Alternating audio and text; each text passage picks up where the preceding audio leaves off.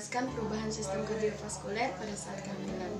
Yang pertama ada aspek fisiologis, yang dimana aspek fisiologis ini dibagi menjadi dua. Yang pertama ada perubahan hemodinamik. Pada wanita hamil akan terjadi perubahan hemodinamik karena peningkatan volume darah sebesar 30-50% yang dimulai sejak trimester pertama dan mencapai puncaknya pada usia kehamilan 32-34 minggu dan menetap sampai akhir term. Perubahan yang kedua ada perubahan hemodinamik dengan exercise, di mana kehamilan akan hemodinamik terhadap exercise. Pada wanita hamil, derajat exercise yang diberikan pada posisi duduk menyebabkan peningkatan cardio output yang lebih besar dibandingkan dengan waktu tanpa kehamilan dengan derajat exercise yang sama. Dan sekarang ada yang kedua, yaitu akibat perubahan sistem kardiovaskuler, yang dimana perubahan sistem kardiovaskuler ini dibagi menjadi 4 bagian. Yang pertama ada kebutuhan suplai Fe atau zat besi kepada ibu hamil meningkat sekitar 500 mg per hari. Yang kedua, ibu hamil sering lebih cepat kelelahan dalam beraktivitas. Yang ketiga, bengkak pada tungkai bawah, namun hati-hati bila pembengkakan berlebihan akan terjadi di tangan atau muka karena bisa merupakan gejala preeklamsi.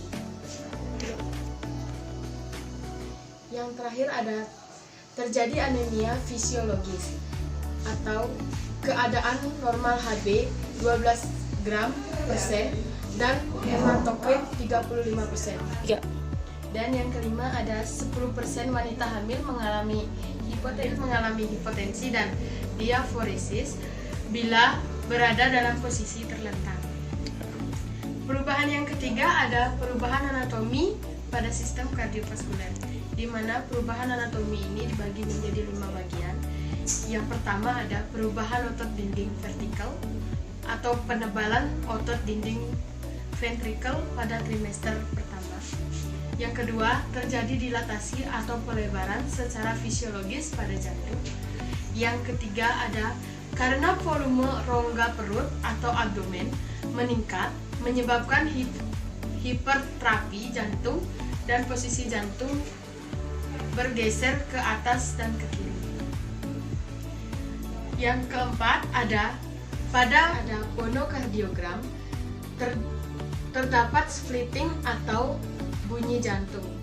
Yang kelima ada perubahan tekanan darah.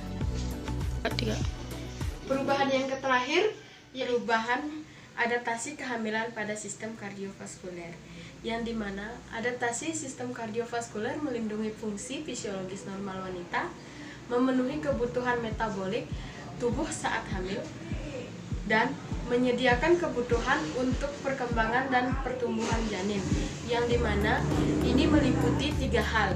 Yang pertama ada hemodilusi, yang kedua ada tekanan darah, yang terakhir ada daya pembekuan darah.